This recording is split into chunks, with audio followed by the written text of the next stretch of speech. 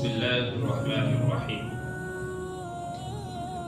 قال الله تعالى في كلامه المجيد: ومن يتق الله يجعل له مخرجا. صدق الله العظيم. وقال النبي صلى الله عليه وسلم: اللهم بارك لأمتي في بكورها، أو كما قال عليه الصلاة والسلام.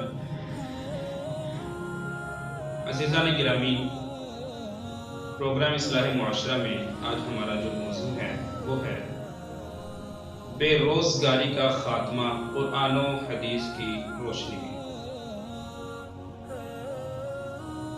جیسا کہ آپ جانتے ہیں کہ ہمارا دین اسلام ایک ایسا مکمل ضابطہ حیات ہے کہ جس میں ہماری زندگی کے تمام پہلوؤں کو کور کیا گیا ہے، ان کا احاطہ کیا گیا ہے۔ کوئی ایسا پہلو وہ نہیں رہا کہ جس میں ہمارے دین نے ہماری رہنمائی نہ کی۔ تو آج کا جو برننگ ایشو ہے، جو معاملہ لوگوں کے ساتھ ہے، وہ بے روزگاری کا ہے۔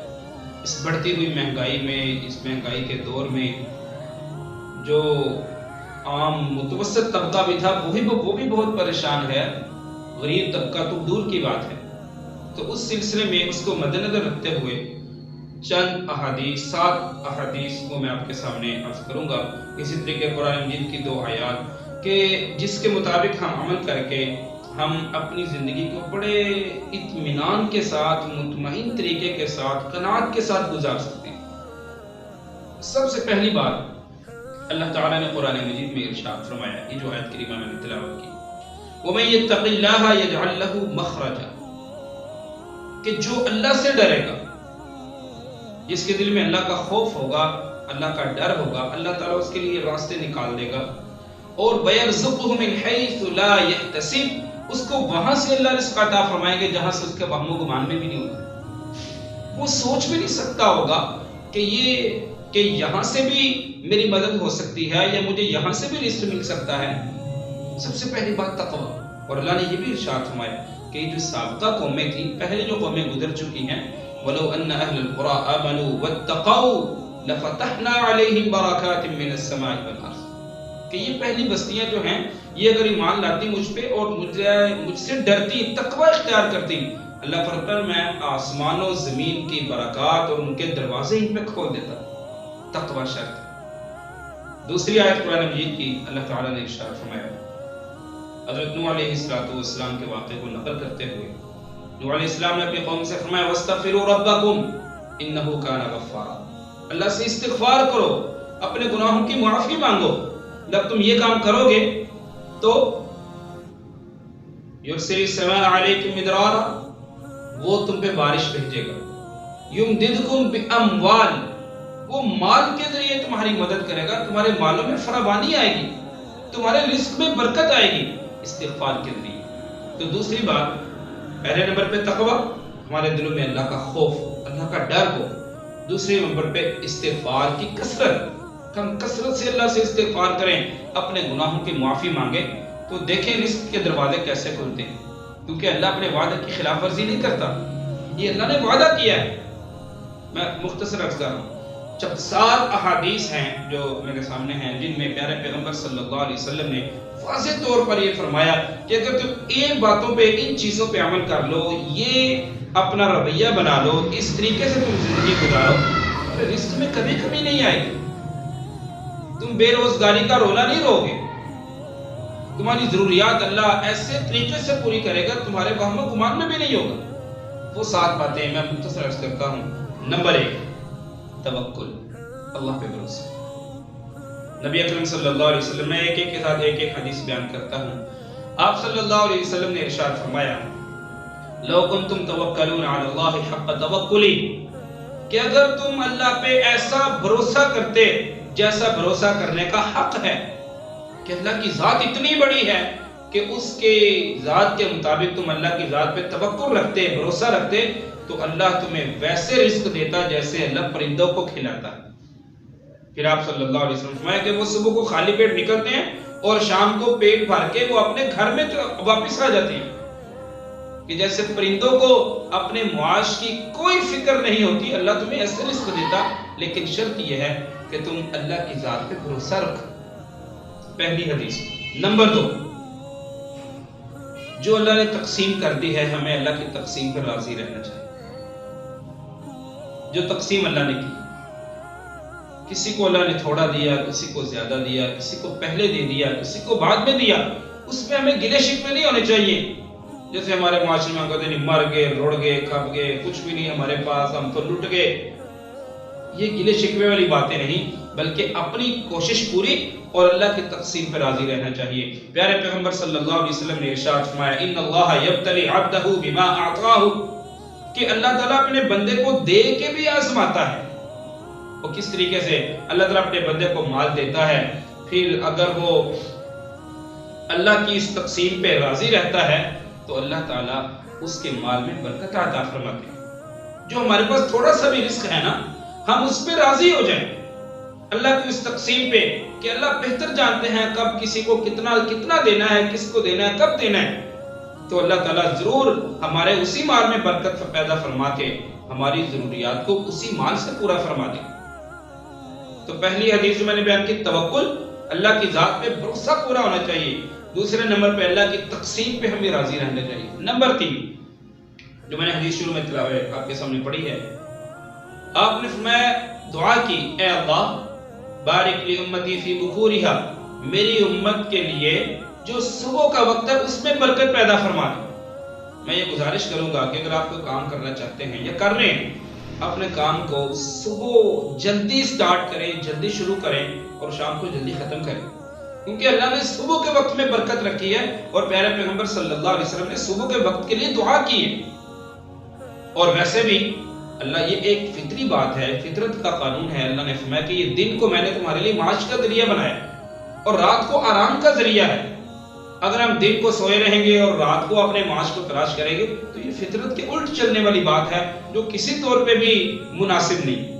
تو نبی اکرم صلی اللہ علیہ وسلم نے ارشاد فرمایا کہ صبح کے وقت میں برکت ہے، آپ نے برکت کی دعا فرمائی۔ اگر آپ کوئی نیا کام کرنا شروع کرنا چاہتے ہیں تو کوشش کریں ایسا کام کا انتخاب کریں جو صبح کے وقت ہوتا ہو، صبح کے وقت میں برکت ہے۔ 3 باتیں۔ چوتھے نمبر پر استخارہ۔ صحابی فرماتے ہیں، نبی اکرم صلی اللہ علیہ وسلم ہمیں استخارہ کی جو دعا ہے، استخارہ کہتے ہیں اللہ سے مشورہ کرنا کسی کام کو شروع کرنے سے پہلے، کہ اللہ میں یہ کر لوں تو ٹھیک رہے گا، نہیں ٹھیک رہے گا۔ صحابی فرماتے ہیں آپ ہمیں استخارے کی دعا ایسے یاد کروایا کرتے تھے جیسے قرآن مجید کی کوئی سورت یاد کرواتے، اتنے اہتمام کے ساتھ۔ اللہم انی استخیرک بعلمک واستقدرک بقدرتک واسألک من فضلک العظیم۔ اس میں مشورہ ہے اللہ سے کہ اللہ اگر تو سمجھتا ہے کہ یہ کام میرے لیے بہتر ہے تو میرے لیے آسانیاں پیدا فرما دے، اور اے اللہ اگر یہ کام میرے دین، دنیا، آخرت کے لیے نقصان دہ ہے، اے اللہ مجھے اس سے بچا، مجھے اس سے بہتر چیز عطا فرما۔ اللہ سے مشورہ۔ ہم آپس میں دوسرے دوست احباب سے مشورہ ضرور کرتے ہیں، لیکن اللہ کی ذات سے بھی ضرور مشورہ کیا کریں، اور یہ اگر ہم مشورہ کر کے اللہ سے اس کام کو شروع کریں گے تو اس میں ضرور برکت ہوگی۔ اللہ تعالیٰ تو ہر آنے والے تمام احوال سے باخبر۔ 4 باتیں۔ نمبر 5، صدقہ اور خیرات۔ اس میں ایک غلط فہمی ہمارے معاشرے میں یہ پائی جاتی ہے کہ صدقہ وہی شخص کرے گا جو بڑا مالدار ہو، جس کے پاس زیادہ پیسے ہوں گے وہ صدقہ کرے گا۔ کیسی بات نہیں۔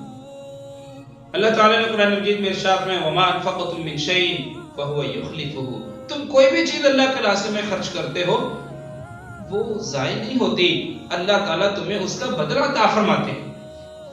تو غریب بھی صدقہ کرے، چاہے وہ تھوڑا کرے، لیکن جب وہ اخلاص کے ساتھ تھوڑی سی چیز بھی اللہ کے راستے میں صدقہ کرے گا، وہ وہی چیز اللہ اسی کو بڑھا کر اس کی پرورش کر کے اللہ تعالیٰ اس کو کئی گنا عطا فرمائیں۔ ایک بندہ، اس کی ماہانہ آمدنی 20,000 روپیہ ہے، وہ 100 روپیہ ایک مہینے میں صدقہ کر سکتا ہے، وہ بھی صدقہ ہی ہوگا۔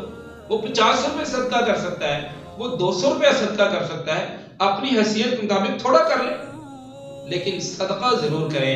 جب ہم صدقہ کریں گے، مال میں سے خیرات نکالیں گے، تو اللہ تعالیٰ اس مال میں ضرور برکت عطا فرمائیں گے، اس سے مال کم نہیں ہوگا۔ قرآن مجید میں اللہ تعالیٰ نے ارشاد فرمایا، اللہ تعالیٰ صدقات کو بڑھاتے ہیں، ان کی پرورش کرتے ہیں، ان کو پالتے ہیں، صدقے کو بڑھا چڑھا کے اللہ تعالیٰ اپنے بندے کو اس کا اجر عطا فرماتے ہیں۔ اسی طریقے سے نمبر 6، غریبوں کی مدد کریں، غریبوں کی مدد کریں۔ حدیث میں آتا ہے نبی اکرم صلی اللہ علیہ وسلم نے ارشاد فرمایا ایک صحابی کو، آپ نے فرمایا هل تنصرون وترزقون الا بضعفائکم، یاد رکھو یہ جو تمہاری مدد ہوتی ہے اللہ کی طرف سے اور جو تمہیں رزق دیا جاتا ہے یہ تمہارے کمزور لوگوں کی وجہ سے ہے، ان کا حصہ اللہ تعالیٰ نے تمہارے مال میں رکھا ہوا ہے، یہ تو ہمارے اوپر اللہ کا بہت بڑا احسان ہے۔ کیا اللہ کے لیے کوئی مشکل بات ہے کہ اللہ تعالیٰ نے جس طرح ہمیں دیا ہے اللہ غریبوں کو بھی ویسے ہی دے دے؟ اللہ تو دینے پہ قادر ہیں، لیکن ہم پہ اللہ نے یہ احسان کیا کہ اللہ تعالیٰ ہمیں عطا فرماتا ہے وہ مال تاکہ ہم اپنے ہاتھ سے اس غریب کو دیں اور ہمیں بھی اس میں اللہ تعالیٰ اجر عطا فرمائے۔ غریبوں پہ خرچ کیا کرے۔ نبی اکرم صلی اللہ علیہ وسلم فرمایا کہ تمہیں جو رزق ملتا ہے وہ ان غریبوں کی وجہ سے ملتا ہے۔ اور آخری اور ساتویں بات، ساتویں حدیث جو نبی اکرم صلی اللہ علیہ وسلم نے ارشاد فرمائی، حدیث میں آتا ہے کہ ایک شخص نبی اکرم صلی اللہ علیہ وسلم کی خدمت میں آیا کہ یا رسول اللہ، میں سارا دن کماتا ہوں اور میرا یہ دوسرا بھائی یہ آپ کی خدمت میں یہاں پہ رہتا ہے، دین کے حلقے میں رہتا ہے، یہ کوئی کام کاج کرتا نہیں ہے اور میری ہی کمائی سے کھاتا ہے۔ نبی اکرم صلی اللہ علیہ وسلم نے ارشاد فرمایا، آپ نے فرمایا، نبی بات آپ نے آخر میں فرمایا لعلک ترزق بہ، تجھے کیا پتا کہ ہو سکتا ہے اللہ تعالیٰ تجھے تیرے اس بھائی کے دین پڑھنے کی وجہ سے اللہ تجھے رزق عطا فرما رہے ہیں۔